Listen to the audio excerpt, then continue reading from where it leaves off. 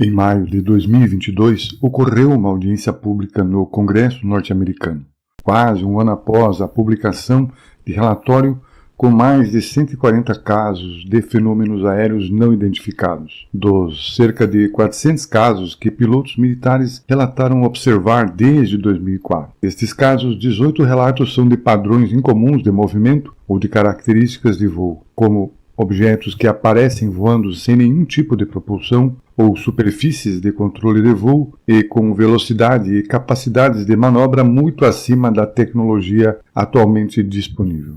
Um desses relatos trata de avistamentos que ocorreram em 2 semanas do ano de 2004 durante manobras do grupo de ataque do porta-aviões Nimitz, da Marinha norte-americana. Primeiramente, radares registraram um objeto que se deslocou de uma altura de 25 mil metros para 6 mil metros em menos de 1 segundo e meio, sem qualquer ruído. Posteriormente, pilotos de caças, em um céu com perfeitas condições de visibilidade, avistaram um objeto sólido de cerca de 12 metros de comprimento, pairando a 50 metros sobre o oceano, sem janelas, sem asas, sem motores visíveis, fazendo manobras impossíveis e desaparecendo em hipervelocidade. Depois, foi gravado este vídeo que o Pentágono tornou público em 2017. Oh my gosh, dude. Wow, look at that, man. Look at it fly. A audiência foi a primeira em 50 anos e contou com a participação do subsecretário de Defesa dos Estados Unidos para Inteligência e Segurança e do vice-diretor de Inteligência Naval da Defesa Americana. Seguem alguns trechos com legendas. More than 50 years ago, the U.S. government ended Project Blue Book, an effort to catalog and understand sightings of objects in the air that could not otherwise be explained. For more than 20 years, that project had treated unidentified anomalies in our airspace as a national security threat to be monitored and investigated. In 2017, we learned for the first time that the Department of Defense had quietly restarted a similar organization tracking what we now call unidentified aerial phenomena, or UAPs. Last year, Congress rewrote the charter for that organization, now called the Airborne Object Identification and Management Synchronization Group, or AIMSOG for short. Today, we will bring that organization out of the shadows. For too long, the stigma associated with UAPs has gotten in the way of good intelligence analysis. Pilots avoided reporting or were laughed at when they did. DoD officials relegated the issue to the back room or swept it under the rug entirely, fearful of a skeptical national security community. Today, we know better. UAPs are unexplained, it's true, but they are real. We know that our service members have encountered unidentified aerial phenomena. And because UAPs pose potential flight safety and general security risks, we are committed to a focused effort to determine their origin. Among the most fascinating questions are these phenomena that we can measure. That is, instruments report there is something there. It is not the human eye confusing objects in the sky. There is something there, measurable by multiple instruments, and yet it seems to move in directions that are inconsistent with what we know of physics or science more broadly. Do we have an example? Can you cite a specific example of an object that can't be explained as having been human-made or natural? I mean, the example that I would say that that is still unresolved, that I think everyone understands quite well, is the 2004 incident from Nimitz. We have data on that, and it simply remains unresolved. Does not mean it resolves to being something, right, that is easily explainable or difficulty, or well, obviously it resolves to being something that is difficult to explain. But I can't point to something that definitively was not man-made, but I can point to a number of examples in which remain unresolved. Gotcha. Além da sessão pública, ocorreu uma sessão fechada, da qual obviamente não há vídeos públicos. Esses relatos somam-se a inúmeros outros em todo o mundo. Mas o objetivo deste vídeo não é tratar do fenômeno OVNI em si, e sim considerar opções tecnológicas que expliquem a velocidade e capacidade de manobra demonstradas por estes objetos. Ambas as questões são muito intrigantes. Antes de prosseguirmos, 2 alertas. O primeiro é que não trato do tema sob a ótica de nenhuma corrente mística, seja da índole que for. O segundo é que, por outro lado, não sustento visões céticas que decretam ou dizem qual a maneira correta de interpretar o fenômeno OVNI, ou que o negam, lembrando os cientistas do passado que zombavam dos relatos de meteoritos dizendo: pedras não caem do céu porque no céu não há pedras. Como nota, vale mencionar que, apesar de haver registros escritos da queda de meteoritos desde 1064 a.C.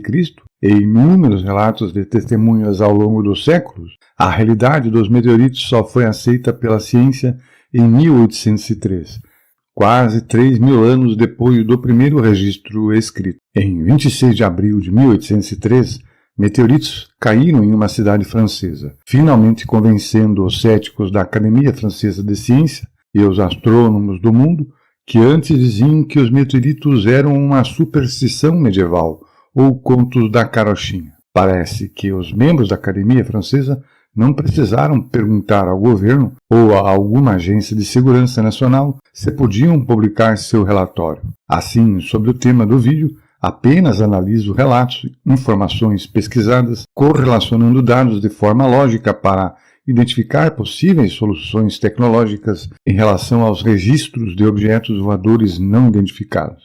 Em vídeo anterior, tratei de possível tecnologia fora dos limites da física atual que permitisse o voo interestelar. Agora, veremos qual tecnologia tornaria possível o voo dentro da atmosfera com as capacidades demonstradas pelos OVNIs. A atmosfera da Terra tanto favorece quanto se opõe ao voo. Sua densidade permite o voo desde pássaros, balões, dirigíveis e aviões a partir da sustentação que proporciona. Por outro lado, a atmosfera oferece resistência ao deslocamento de veículos, o que é progressivamente mais notável quanto maior for a velocidade. Por exemplo, a aeronave de reconhecimento SR-71 era de titânio, pois atingindo até 3.600 km por hora, a compressão e a fricção do ar geravam temperaturas das superfícies externas que variavam de 240 a 565 graus Celsius. Os veículos de reentrada são um exemplo ainda mais dramático. A partir destas peculiaridades,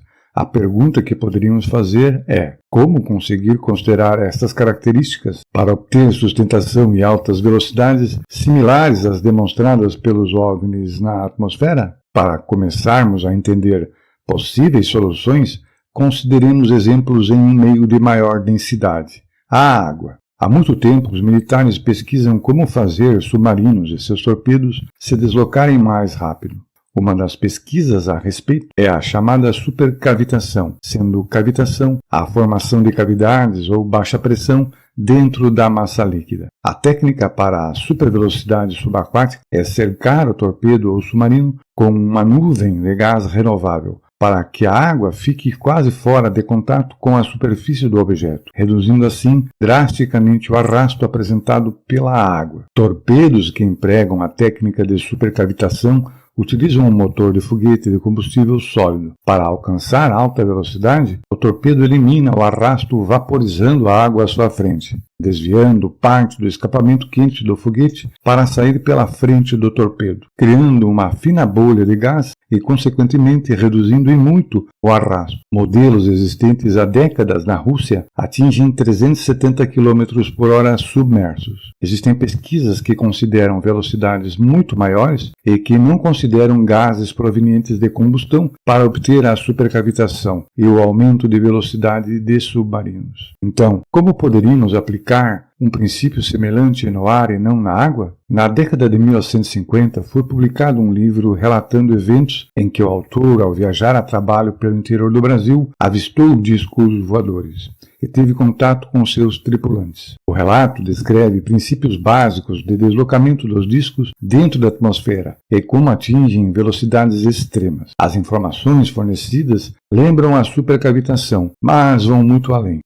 A técnica empregada envolve a formação de baixa pressão e vácuo em diferentes intensidades e direções em relação ao disco. Vamos analisar como isto se aplica à questão e como o vácuo pode ser obtido e direcionado na atmosfera. A pressão atmosférica ao nível do mar é aproximadamente 1 kg/força por centímetro quadrado. É a pressão da coluna de ar da atmosfera que atua sobre 1 centímetro quadrado. Então, uma superfície de 1 metro quadrado está sob a pressão de cerca de 10.000 kg/força. Como a pressão atmosférica atua por todos os lados, no interior de volumes e de corpos orgânicos, não a percebemos. Mas, se, por exemplo, ocorrer vácuo dentro de um tanque, a pressão atmosférica faz isso. Porém, se fosse possível manter uma bolha de vácuo na parte superior de uma chapa de metal de 1 metro quadrado, esta seria impulsionada para cima, podendo erguer 10 toneladas. Para fazer a chapa de metal pairar no ar em determinada altura, bastaria regular a intensidade da bolha de vácuo. Compreendido isto, vejamos como produzir áreas ou bolsões de vácuo em ambientes abertos. Sabemos que o ar atmosférico tende a ter carga neutra, mas é facilmente ionizado, com suas moléculas adquirindo uma carga negativa ou positiva ao ganhar ou perder elétrons, o que se observa mesmo em cachoeiras. A ionização do ar por meios naturais é causa de inúmeros fenômenos atmosféricos, mas especialmente da formação da ionosfera da Terra, a partir das emissões de radiação ultravioleta e raio-x provenientes do Sol, além dos raios cósmicos. Existem ainda experimentos tecnológicos de propulsão por vento iônico. Neste caso, o ar é ionizado pelo emprego de altas voltagens e é atraído para gerar o vento iônico. Esta técnica, contudo, até agora não gerou empuxo suficiente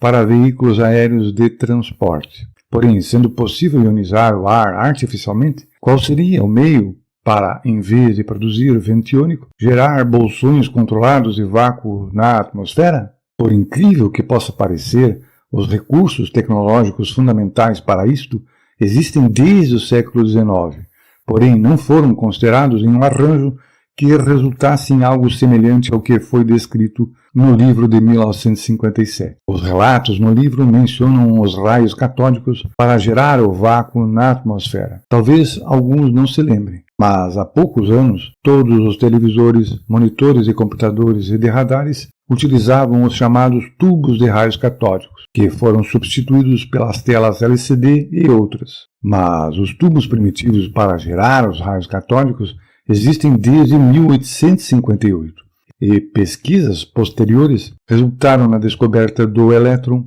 dos raios-x, lâmpadas de neon e outras formas de iluminação. Ainda em 1888, Philip Lenard conseguiu fazer que os raios catódicos se propagassem para fora dos tubos de vácuo em que são gerados e adentrassem no ar atmosférico. Entre outros efeitos, verificou uma forte ionização que parecia abrir um túnel no ar atmosférico fora do tubo.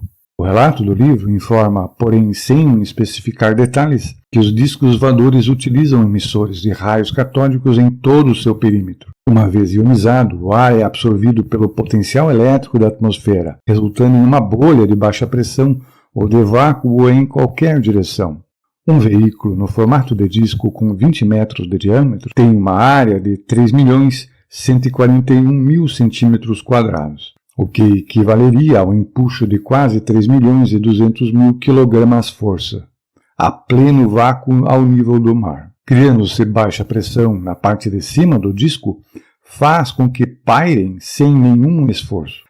Ao criar vácuo, faz com que se desloquem verticalmente em hipervelocidade. Para o deslocamento horizontal, o vácuo em alguma intensidade deve ocorrer lateralmente na direção desejada. Forma-se um túnel desimpedido no ar atmosférico, que, além de não oferecer nenhuma resistência ao avanço do veículo, causa o seu movimento em velocidades extremas, que são reguladas pela intensidade do vácuo formado, sem a necessidade de outra propulsão, sem motores de qualquer tipo, sem ruído, sem estrondo sônico. É dito que as emissões de raios catódicos do disco são nocivas e mesmo letais se alguém se aproximar do disco, o que se entende seja durante o pouso e decolagem, mas que no interior do disco não há qualquer radiação. Porém, não existe nenhuma informação de como os efeitos de tremendas acelerações e desacelerações não causam danos em corpos orgânicos. Assunto que talvez seja tema de outro vídeo aqui neste canal. Sendo possível, esta técnica teria inúmeras aplicações, não só no transporte, como na geração de energia, possibilitando um mundo totalmente diferente. Mas, assim como estamos, qual seria o primeiro emprego prático que se daria a esta tecnologia, senão a guerra e o assassinato de populações indefesas? A lógica torna óbvio que civilizações de outros mundos, que, como tudo indica, dominam esta tecnologia e outras totalmente incompreensíveis para nós, não têm os mesmos valores e motivações que nós aqui na Terra, pois, se tivessem, nada que pudéssemos fazer impediria de sermos destruídos em apenas alguns segundos. Sua existência, além de proporcionar inúmeras reflexões em relação ao caminho e ao destino da humanidade, pelos atos que temos praticado, comprova que podemos nos superar como indivíduos para criar algo digno de ser chamado de civilização. Deixe seu like, inscreva-se e comente para ajudar no crescimento do canal. Até o próximo vídeo.